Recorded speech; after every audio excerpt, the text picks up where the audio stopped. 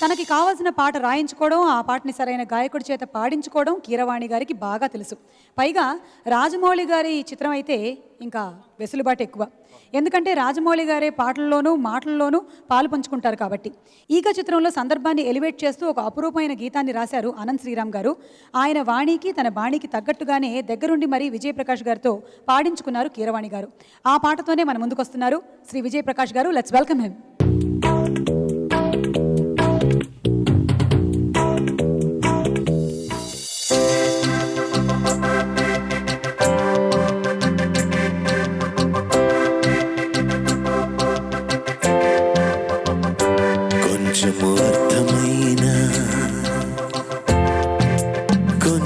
కొంచెము కాకపోయినా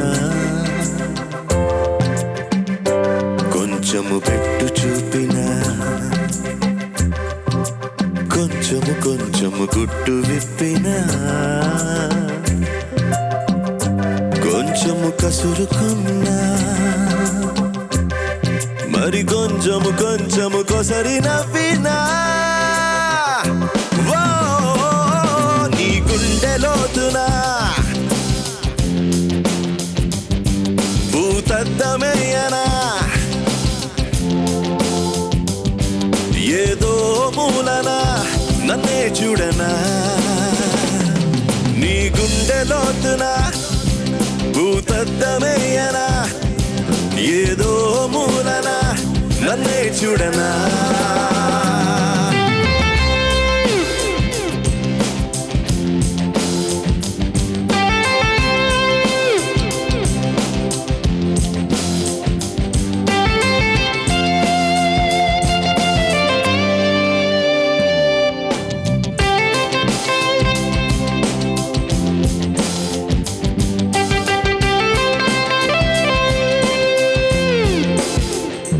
కొంచెము చూడవచ్చుగా కొంతైనా మాట్లాడవచ్చుగా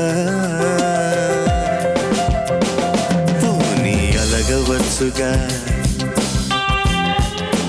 పొగడాలంటే అడగవచ్చుగా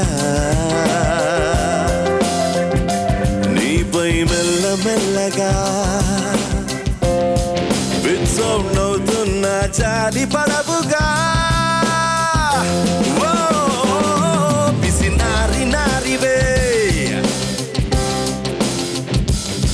బిసరంత పలకవే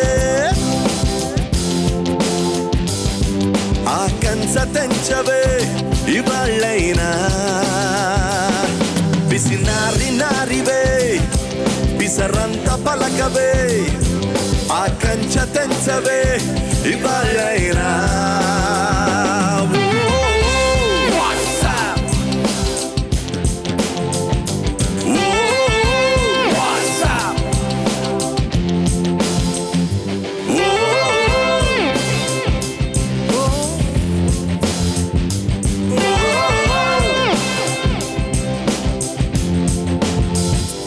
కాకితో కబురు పంపినా కాదనకుండా వచ్చి వాలనా రెక్కలు లేకపోయినా చుక్కలకే నిన్ను తీసుకెళ్ళనా జన్మలు ఎన్ని మారినా ప్రతి జన్మలో జంటగా నిన్ను చేరనా నీ గుండె గూటిలో నా గుండె హాయిగా తల దాచుకుందని తెలియలేదా నీ గుండె గూటిలో నా గుండె హాయిగా తల దాచుకుందని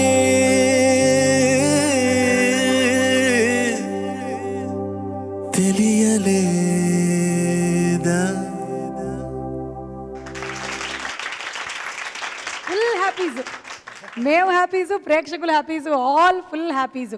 ఆ హీరోయిన్ హాయిగా తలదాచుకుందో లేదో తెలియదు కానీ ప్రేక్షకులు మాత్రం హాయిగా ఊగారు మీ పాటకి. సూపర్ అండి. సో విజయ్ గారు మీ first entry was in Hindi లేకపోతే తెలుగా? సైమల్టేనియస్గా అంటే నేను 96లో ముంబైకి వెళ్ళా. ఒక Okay. 12 years అడ్వర్టైజింగ్లో నేను ఒక more than 3000 jingles in multiple languages పాడాను. ప్యారలీ వచ్చి హిందీలో చీనీ కమ్ అన్న అమితాబ్ బచ్చన్ సార్ నటించిన ఒక ఫిల్మ్, దాంట్లో ఇళయరాజు గారు ఒక పాట ఇచ్చారు, చీనీ కమ్ హే అని ఆ పాట. ప్యారలీ తెలుగులో రికగ్నైజ్ అయింది బాగుంది విశాల్ శేఖర్ మ్యూజిక్లో చింతకాయల రవి ఆ సినిమాలో పాడిన పాట. రెహమాన్ గారు తమిళ్లో హొసానా, ఇప్పుడు నేను పాడాను ఈ హృదయం, అదే తమిళ్లో హొసానా. సో ప్యారలల్గా అన్ని simultaneous గా start అయిపోయాయి. అంటే కన్నడం దాని తర్వాత స్టార్ట్ అయింది. Okay okay, thank you so much. Thanks. Thank you and thanks to our singers. Thank you. Thank you.